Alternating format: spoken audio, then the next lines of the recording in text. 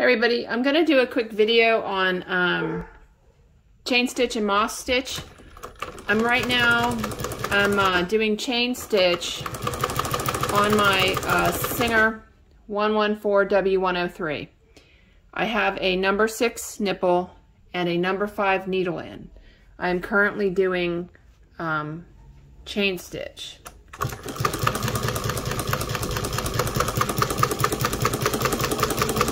So I'm gonna change to moss stitch from chain stitch right now. So I'm gonna zoom you out. I will do this zoomed out so you can see what I'm doing one time, and then I'll zoom in. So right now I'm using Mauzer Silk Rayon Floss, number 6 nipple, and a number 5 needle. So there's just a couple things you have to do to change to moss. I'm gonna reach under the table. I don't even have to look. I'm going to grab my worm gear, I'm going to pull it out to the left, and then rotate it so that it clicks into the other keyhole. So when I'm changing from chain to moss, I pull it out and I'm rotating the worm gear like the opposite of the way that you would rotate the handle, so it's coming up, over, and towards me. It clicked in. So now it just clicked into the moss stitch.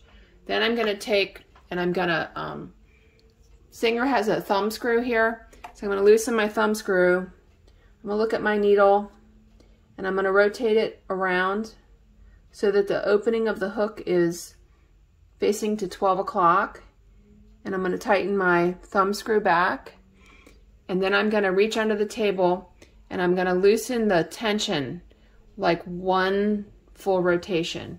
Now we'll see if we get decent moss or not decent moss. You have to make a few adjustments. So I'm getting moss. Well, it looks pretty good. It's pretty big. So, but anyway, let me show you what that looks like. It's pretty tall. I guess it depends on like what kind of moss you want.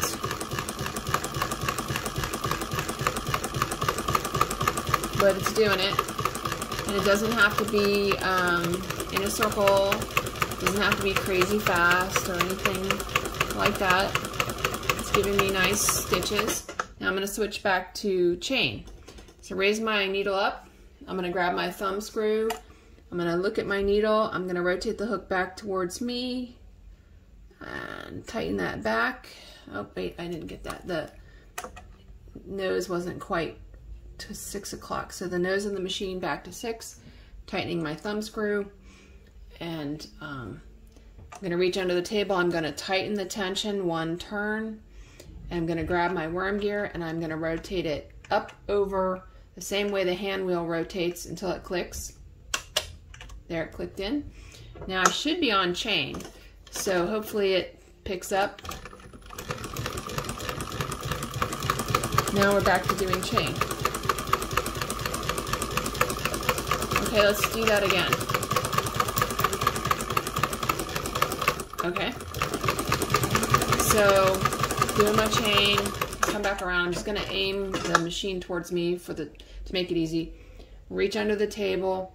I'm gonna loosen my tension spring, one 360 rotation, grab my worm gear, pull it to the left, and I'm gonna rotate it back towards me, the opposite of the way the hand wheel works.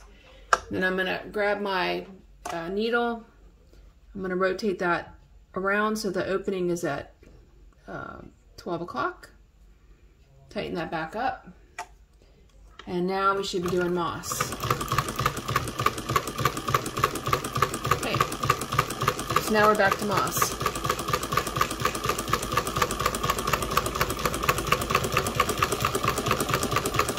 If it's not great, like it missed one there. Obviously I need to do some adjustments a little bit, but basically it's working. Seems like I could maybe loosen the tension just a little bit.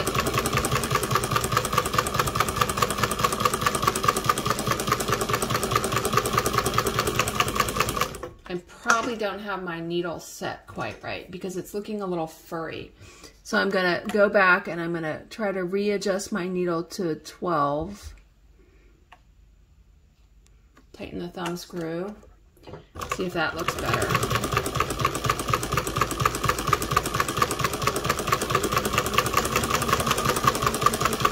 Okay, that's not great looking. I'm gonna increase the tension just a hair.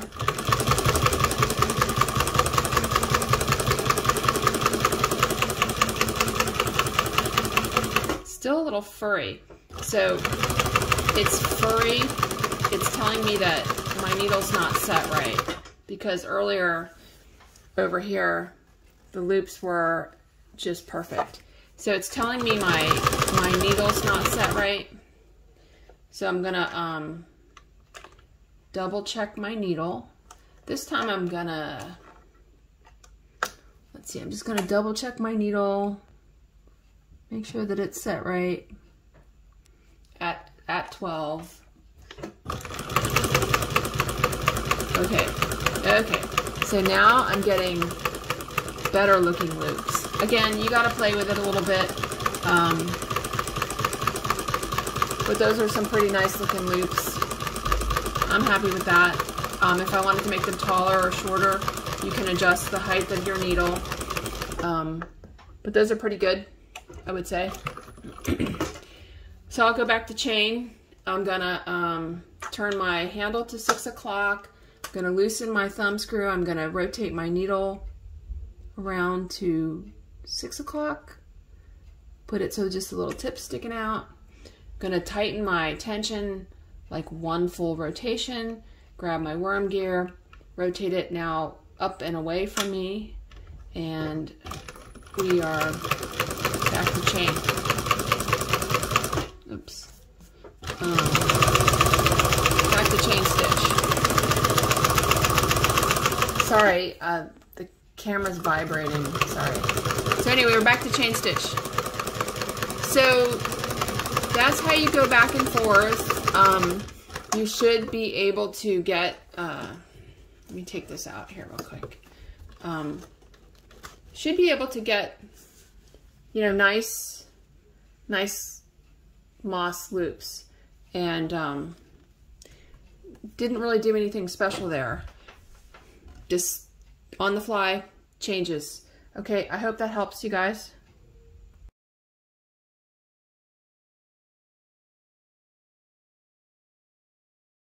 Hey everybody, here's the stitch sample that I just did, changing from moss to chain, and I want to talk a little bit about thread troubleshooting. So when you do some stitches, it's really important to look at them, and it's also important to look at the back of your fabric to diagnose when you have problems. This goes for chain stitch as well as moss stitch. So when we look at this, I was doing chain stitch here. So if we turn it over and we look, the stitches look pretty good. There's no fuzz or fur. You look over here, I've got some like weird fuzz and fur thing going here, okay? So this is a sign that your machine is not working right. And here, this was chain stitch. It's clean. It looks like a straight stitch from a straight stitch machine. The machine is working well. This is Mauzer Silk Rayon Floss. So it is just a floss. It is not twisted or stranded. So then I switched to moss stitch here. So let's look at the back, okay? It looks, oops, oh shoot, I just pulled it out. That was one of the things I don't like about moss. It looks nice. Okay, so we were moss stitching through here, and this actually looks nice. There's no fuzz or fur or anything like that. So that's a good stitch, and you can tell by looking at the back of your fabric. This is one piece of cutaway backing, by the way. And I went back to chain stitch here. So every time I'm switching, I'm resetting my needle. If you don't put your needle in straight, you're technically putting your timing off. So that's a problem when you're switching back and forth if you're sloppy. So this was chain stitch, so that looks pretty good, nice and neat. And then I switched to moss here, and here the moss, we can tell it wasn't working right. But if you look at the back of the fabric, that really tells the story, that it's not working right. And then I did some adjustments, and then I got it working very nicely. Here's this moss, and you look at the back, and it's a perfect stitch on the back. So that tells you that you know, your machine's working well. If you have furry stitches or furry stuff on the back of your fabric, that tells you your timing is wrong. So then I went from this is nice moss stitch here back to chain stitch, ended here, and the chain stitch looks good. So you can just tell by looking at the back of your fabric that you didn't have your needle right or your timing wasn't right. And that's how I try to diagnose my troubleshooting with what's going on wrong. So if you're just chain stitching and you look at the back of your fabric and it's furry and all kinds of stuff, you just know your timing is off. And this is Mauzer Silk Rayon Floss. I know a lot of you guys that are just learning, like, you try it and it's horrible and you hate it, and it's honestly not the thread's fault. It's that your machine isn't adjusted quite right. So there's a big difference between not having it adjusted right and having it adjusted right, okay? Don't give up. You know, you guys can get this. You just have to really keep at it and try very carefully changing stuff so that you can get it to work. I'm sorry if you guys are having trouble, but you will figure it out and you will get it. It just takes time. There's a big learning curve. Okay? So anyway, thanks for watching, and I hope that helps you.